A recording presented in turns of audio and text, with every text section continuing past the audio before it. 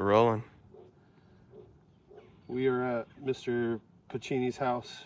It is Thursday, November 7th, 11:15 a.m. It's currently 73 degrees, slightly overcast. We're performing a repair assessment on this shingle here. As you can see, the tab is missing here from wind damage. It was covered on the original estimate written by Allstate. The process here is to determine whether or not it's feasible to do a spot repair to the shingle based on damages that occur around it from having to manipulate the shingles. If you look here, this is going to be my chalk key. Yellow is for the outline of the shingles that are involved. Blue is for any creasing that occurs to the shingles. Green is for any mat transfer that occurs. Orange is for any tears that occur.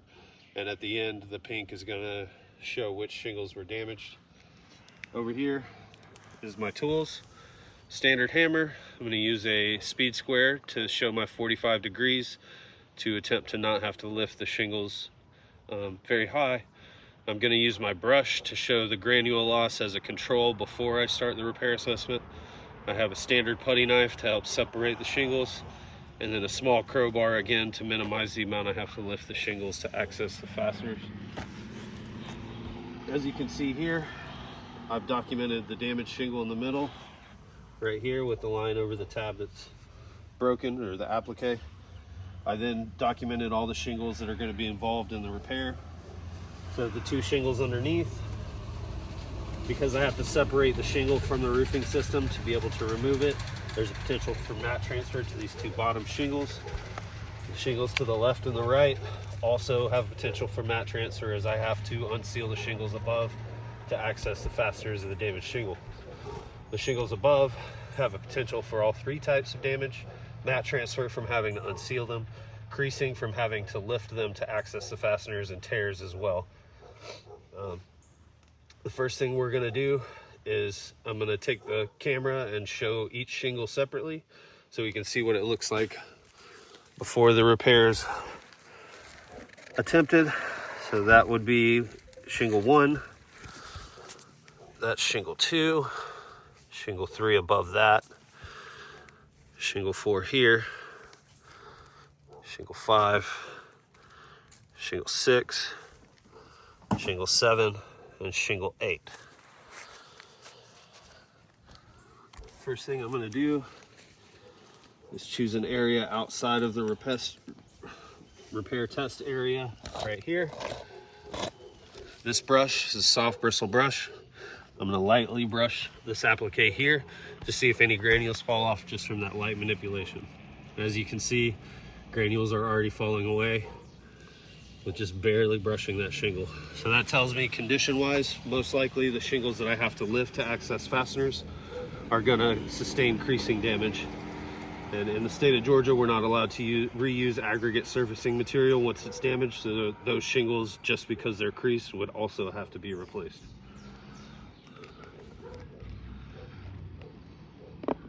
So first, I'm gonna use my putty knife.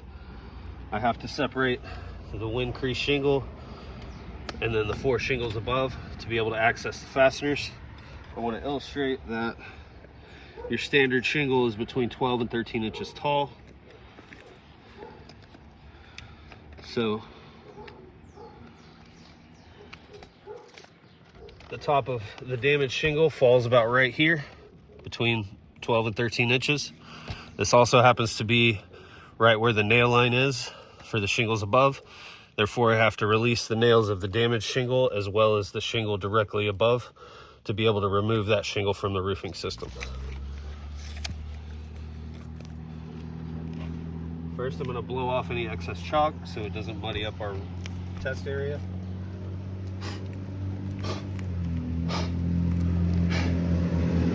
I don't know if you can hear it because of the car, but even as I'm blowing, granules are falling off of the roofing system.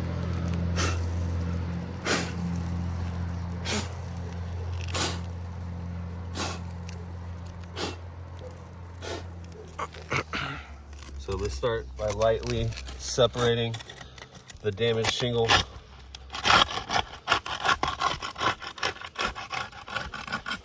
as well as the shingles above.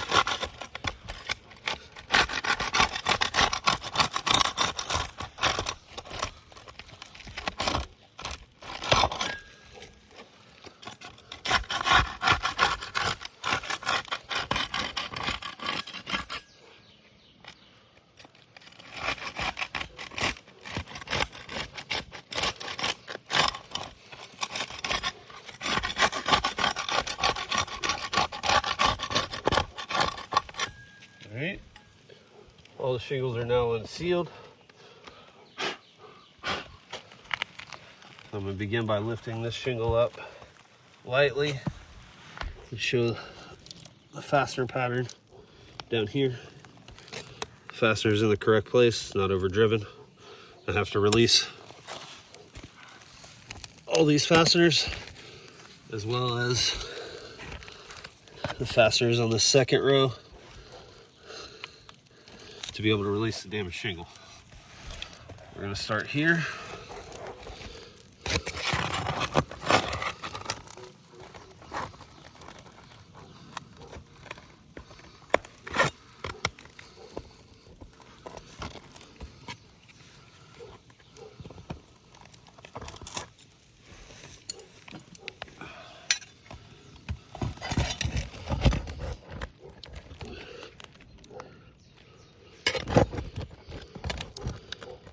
As you can see here, even at a 45-degree angle, this applique is starting to separate from the shingle itself.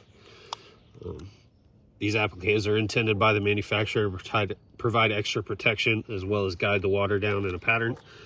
So if these appliques become compromised, the shingle is no longer performing as the manufacturer intended.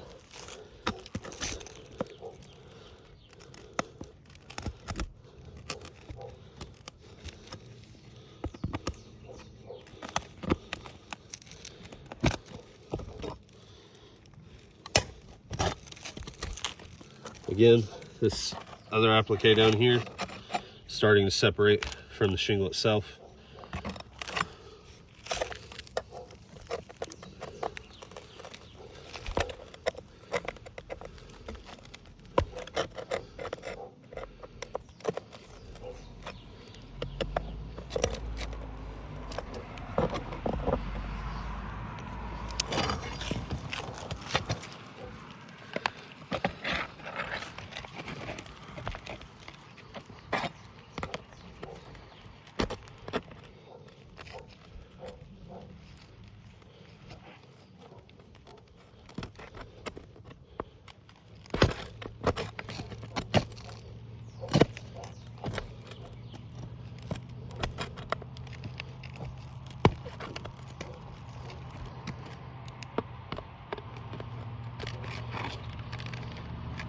Alright, the first row of fasteners is removed. Next we're going to move up to the second row.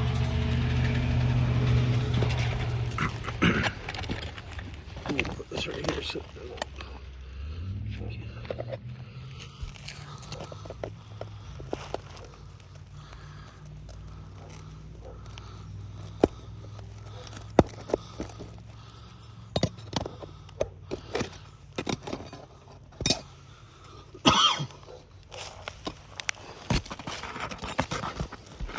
as you can see, to access the fastener, I'm having to go underneath. It's already beginning to pull through the shingle.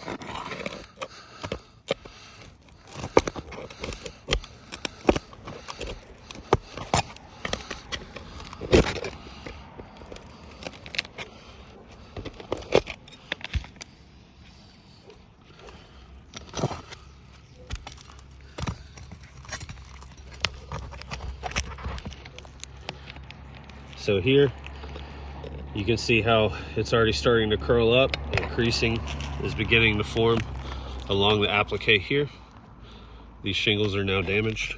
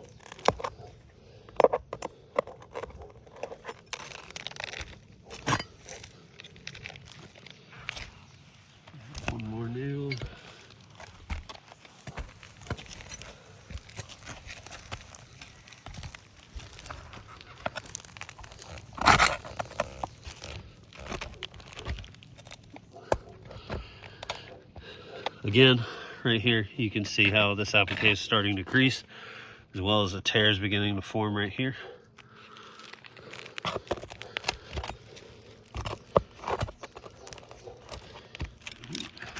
now all the fasteners of the damaged shingle should be removed.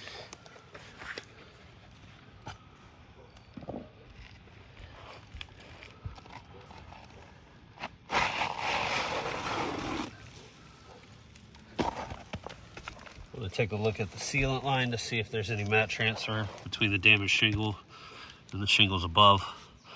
We do have some right here, as well as right here. And then down here, you see this matte color. That's where part of the base of the shingle has transferred across. We're going to check this bottom sealant line on the damaged shingle. This is a Tamco product. It was manufactured in Tuscaloosa. As you can see right here, you can see the mat of the shingle itself. Again, here, here, here, and down here.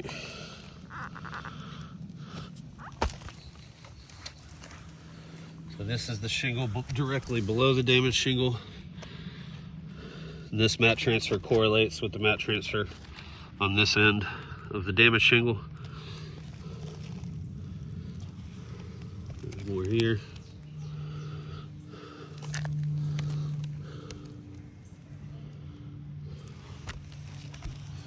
So currently, just based on the mat transfer, this shingle, which we labeled as shingle 1 below, has mat transfer that occurred with it and the damaged shingle above, therefore it must be replaced. Because of the mat transfer on the sealant line of the damaged shingle, that means shingles 3 and 4 are also damaged and must be replaced. You can also see the beginning of a crease going along all the appliques here. So this shingle has 2 types of damage. There's also a crease beginning to form right here on shingle 3. So shingles 4 and 3 are now damaged. I want to point out here on shingle 6 that it is starting to have creases form going across all the appliques. And then there on shingle 5, there is a crease beginning to form there as well.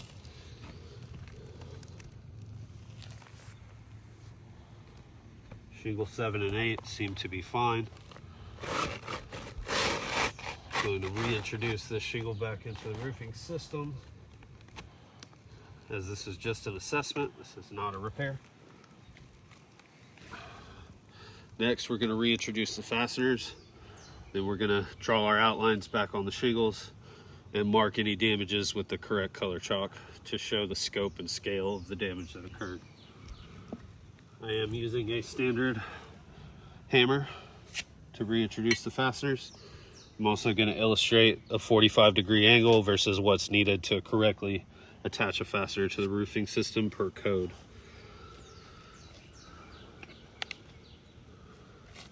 So first we're going to start here. I'm going to put my 45-degree angle in.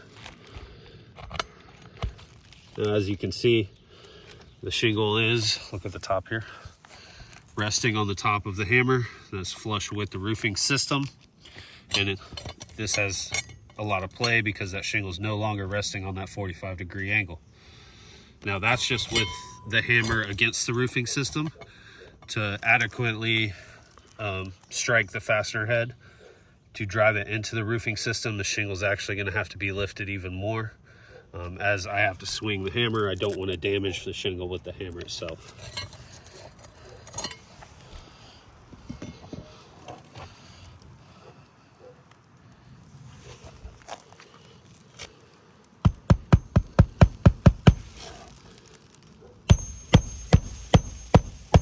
As you can see, granules are falling off the roofing system all over.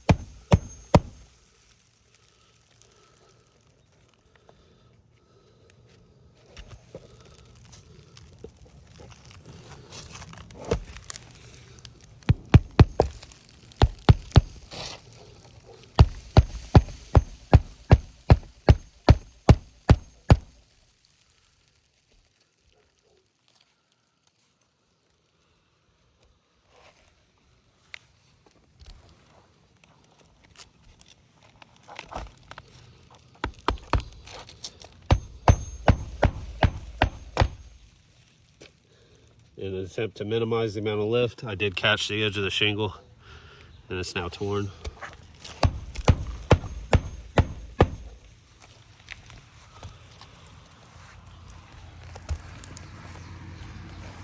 Yeah, that's a good illustration of how many granules are falling off the roof.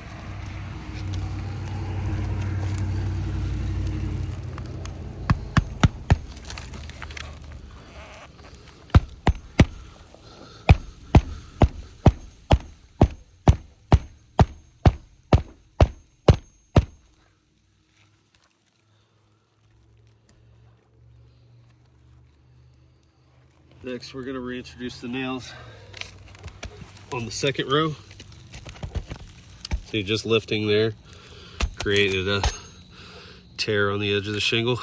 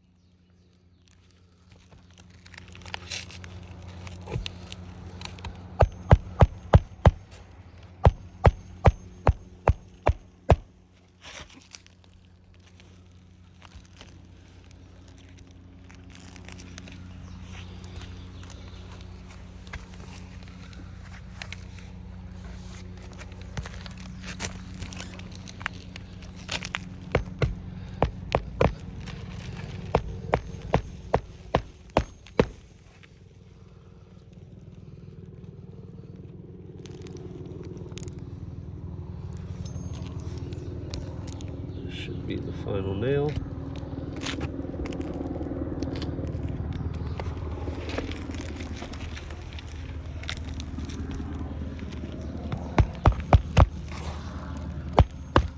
Again, an attempt to minimize lift. I did catch the edge of the shingle.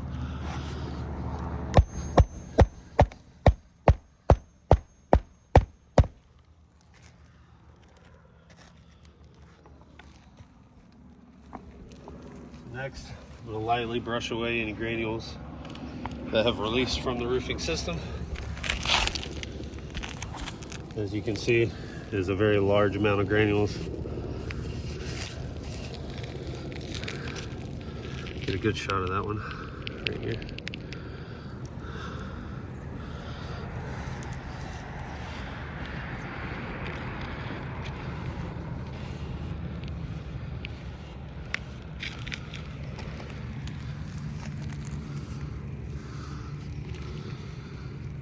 Now I'm going to use my color-coded chalk to go through and document the damages that occurred. Let's start at the bottom and work up.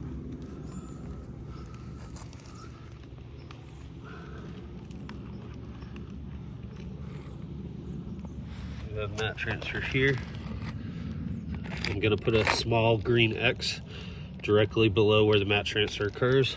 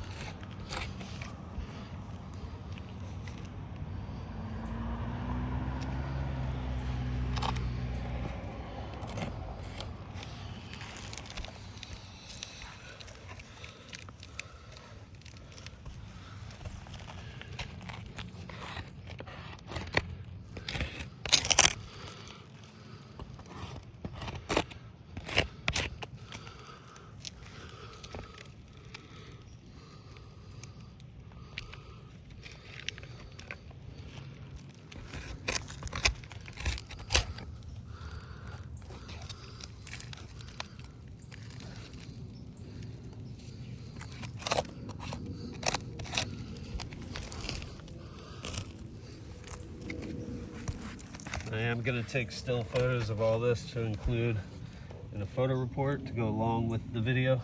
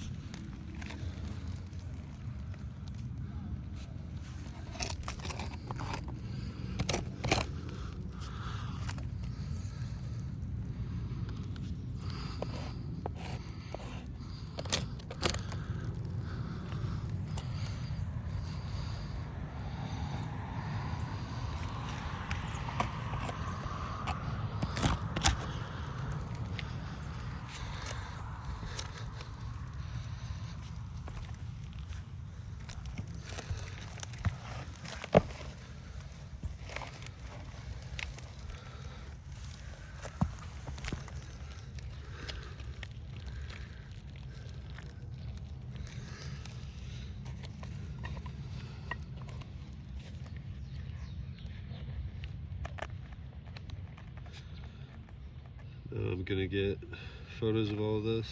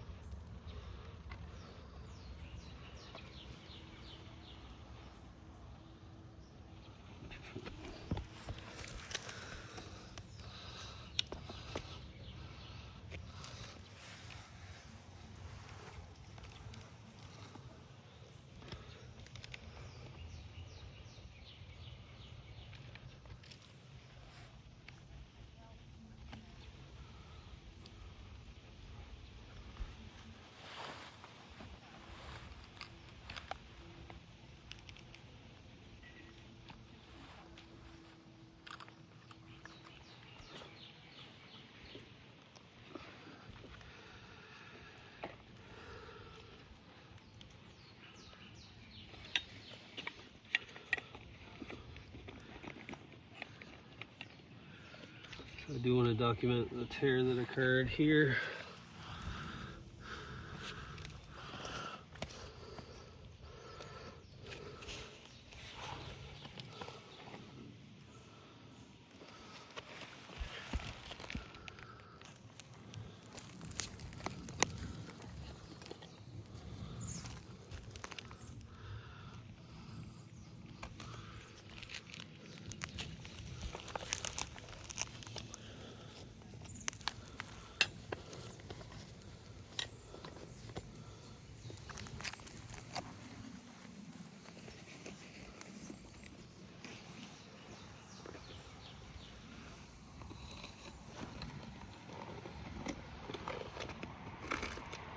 Shingle 1.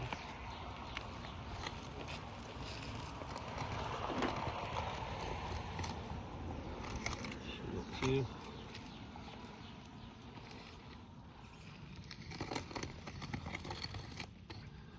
Shingle 3.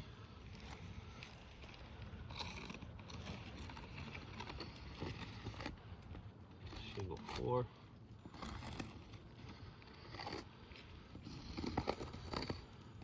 Shingle 5.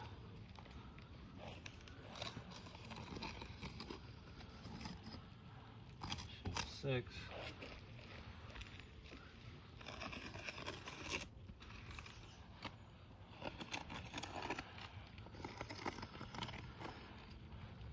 Shingle 7.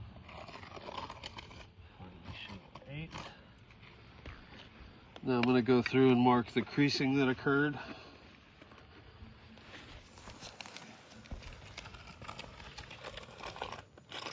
So you can clearly see a line going across all these appliques that did not exist before. Again, that same line going across all the appliques of shingle 6, where granules have fallen away and shingles creased. On shingle 5, you can see this line going across. There's creasing that occurred there. And then here on shingle 3, you can clearly see a line going across there. So now I'm going to cross out the numbers of the shingles where damage occurred. So we have pretty extensive mat transfer across shingle 1. So now damage must be replaced. We have 2 instances of mat transfer to shingle 2. So now damage must be replaced. That same mat transfer to shingle 2 occurred with shingle 3, as well as creasing on shingle 3. Shingle must be replaced. Shingle 4 has the creasing going all the way across, has mat transfer that occurred with the damaged shingle below, as well as mat transfer that occurred with shingle 6 above. Now damage must be replaced. Shingle 5 has the tear that occurred from accessing the fasteners, as well as a creasing that developed. So now damage must be replaced. Shingle 6 has the mat transfer with shingle 4, as well as creasing that occurred across the length of the shingle. So now damage must be replaced. Shingles 7 and 8 did not sustain any noticeable damage from the repair assessment. Therefore, to replace one damaged shingle on this roofing system, going to damage an additional 6 shingles. That is a failed repair assessment. Spot repairs are not a viable option for this roofing system. That will conclude our repair assessment. We are now going to cover the damaged shingle that occurred with a small tarp to prevent any further damage to the interior of the home. That will be included in my photo assessment. Thank you.